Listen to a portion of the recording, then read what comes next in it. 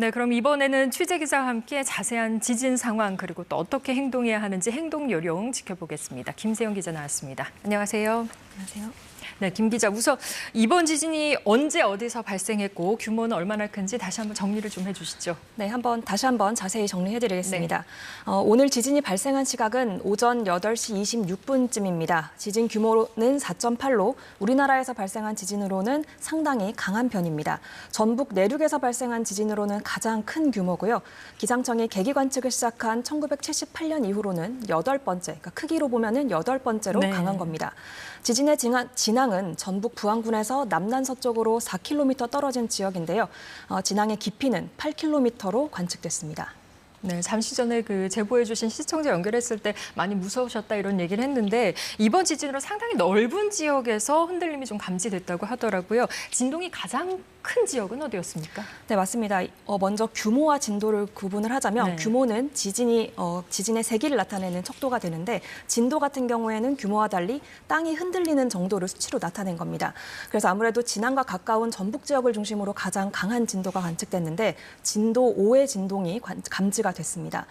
진도 5는 거의 모든 사람이 진동을 느끼고 창문 등이 깨지기도 하면서 불안정한 물체는 넘어지기도 하는 수준입니다.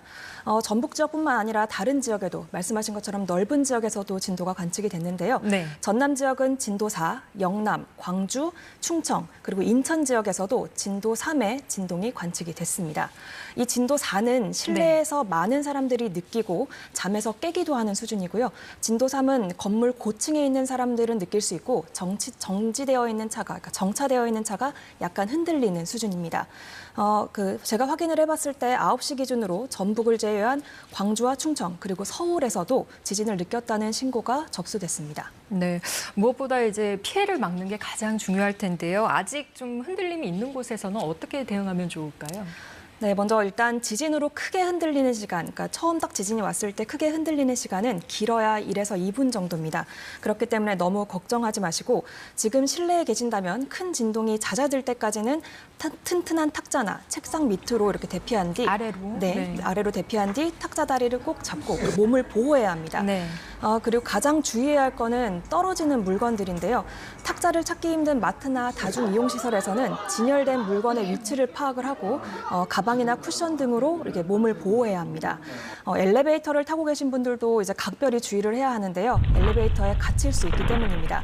지금 엘리베이터 안에 계신다면 가장 먼저 열리는 층에서 내리시고 계단을 이용해서 대피하시기 바랍니다. 네. 그렇다면 진동이 멈춘 뒤에는 어떻게 행동해야 할까요? 네, 큰 진동이 먼저 잦아들면 당황하지 말고 이제 가장 먼저 해야 될 게 가스와 전기불을 끄는 겁니다. 특히 진동이 심한 지역에서는 가스관이나 전선 등을 살피고요. 가스 밸브를 잠근 뒤 대피해야 2차 피해를 막을 수 화재로 있습니다. 이어질 수도 있으니까요. 네, 맞습니다. 네.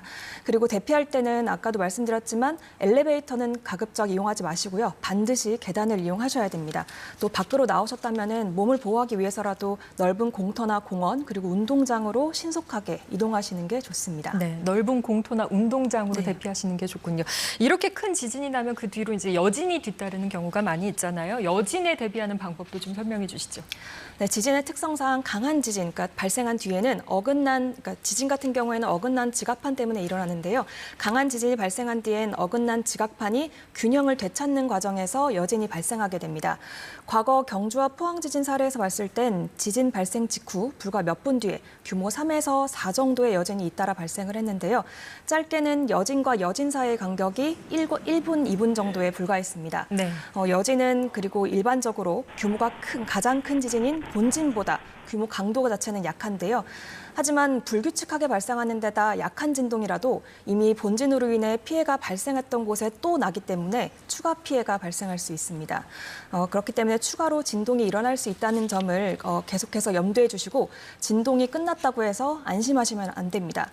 지금도 제가 기상청에서 확인한 결과 규모 2보다 작은 약한 지진들이 지난지인 전북 부안군을 중심으로 10여 차례 이상 발생하고 있습니다. 네, 혹시 또 여진이 뒤따를 수 있으니까 주의하셨으면 좋겠습니다. 지진 발생 지역의 현재 상황도 좀 궁금합니다. 인근의 재난감시 CCTV 확인이 가능할까요? 네, KBS 재난감시 CCTV로 지진이 발생한 지역을 한번 확인해 봤는데요. 네. 먼저 함께 보시겠습니다. 화면을 먼저 함께 보시겠습니다. 지금 효자동이네요. 네, 맞습니다. 진도 5가 전달된 전북 전주 효자동의 모습입니다. 네. 지진이 발생한 8시 20분쯤의 상황인데 보신 것처럼 CCTV 화면이 요동치는 모습을 볼 수가 있습니다. 지금 화면은 김제, 마찬가지로 진도 5가 전달된 김제 죽산면 종신리의 화면입니다. 가만히 정지했던 화면이 지진이 발생하면서 굉장히 위아래로 크게 요동치는 모습을 볼 수가 있습니다. 네, 흔들림이 아주 크게 느껴지는군요. 시설물 안전도 무엇보다 걱정이 되는데 주변에 뭐 원전 같은 위험 시설물이 없는지 확인이 필요할 것 같습니다. 네, 아무래도 그런 원전 시설에 대한 지진이 나면 원전 시설에 대한 걱정이 먼저 앞서는데요. 이번 지진의 진앙에서 가장 가까운 원전은 한빛 원전입니다. 진앙에서 42km가량 떨어져 있는 곳인데요. 한빛 원전에 따르면 지진과 관련해 발전소에 미친 영향은 없으며 현재 가동 중인 발전소는 모두 정상 운전 중이라고 밝혔습니다. 네, 김세영 기자 수고했습니다.